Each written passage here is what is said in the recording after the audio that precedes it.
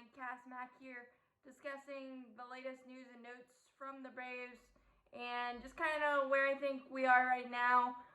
First of all, Mike Soroka won his arbitration case. He will make $2.8 million this year, and the Braves had it slotted at 2.1. And do I fully understand arbitration? I think it's a convoluted, confusing process that I don't get most of it, and I'm a diehard, and I think it needs to be addressed to make it a simpler, easier to understand process for fans, because I do know it's not as simple as going to arbitration over $700,000. Seems silly on paper, but I know that there's a method to that madness for every team and every player that does it. I do understand that. I just think it needs to be ironed out into more layman's terms for everybody, just to make it, to not make it seem like every team is cheap or the player is greedy. So that's my thoughts on that. Mike Soroka is amazing and he deserves it.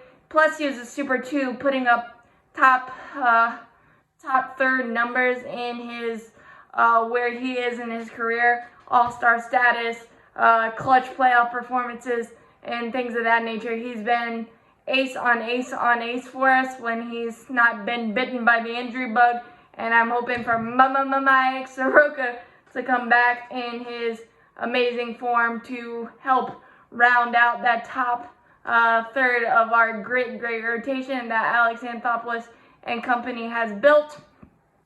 The other note was we claimed a familiar face, Travis Drummett, off waivers from the Detroit Tigers.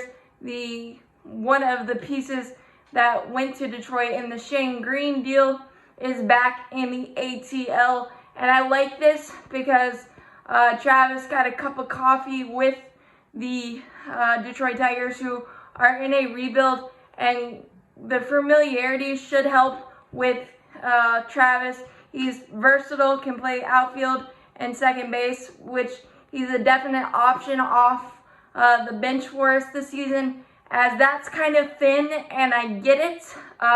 But you've also got prospects like Grayson Jesha, who came on strong last spring training. You got Bryce Ball, who's primarily probably going to be a DH. Drew Waters, which I think Chipper Jones is going to make big strides with him being a switch hitter. Travis coming back into the fold with a little bit of MLB experience is going to help him immensely. He adds a little bit of speed too. I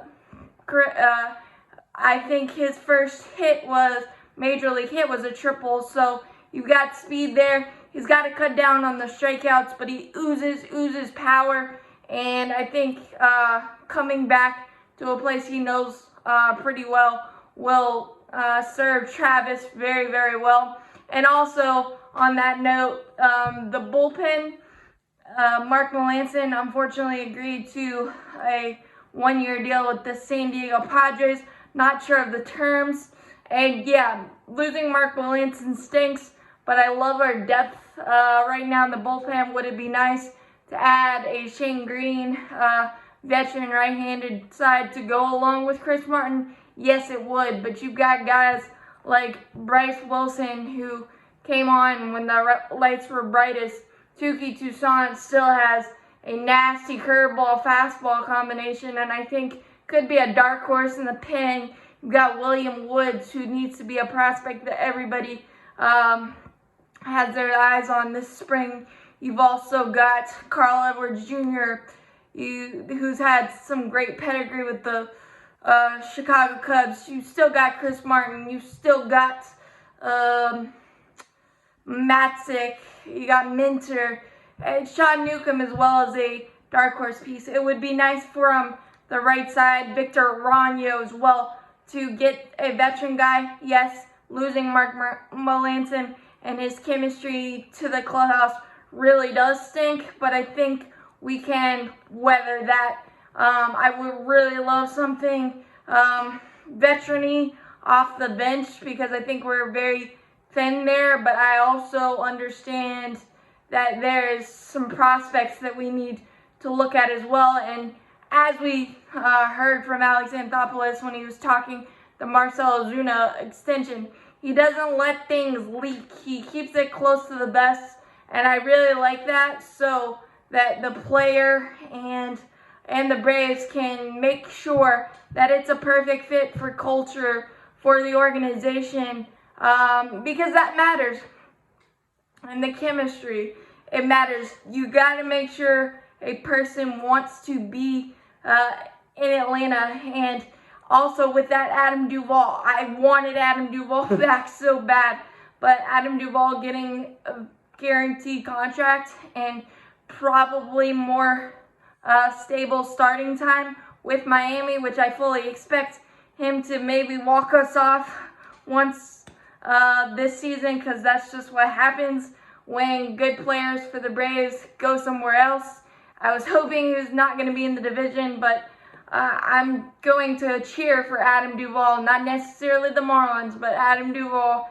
I really, really wanted him back, but I trust in AA. I trust in everything they're doing. Plus, we signed Marcell Ozuna to that deal, 5 years. It's 4 years, 64, but could go to 5 years, 80, and we got him at $12 million this year. So that does give us a little wiggle room to add to the bench and the bullpen if needed. But there is a lot of depth in that bullpen, and some dark horses that I mentioned. So I think bench is more a pressing need right now. Could we see a reunion with Nick Markakis? Yes, definitely. But I would like him to not start as much if we give Nicky Cates another contract.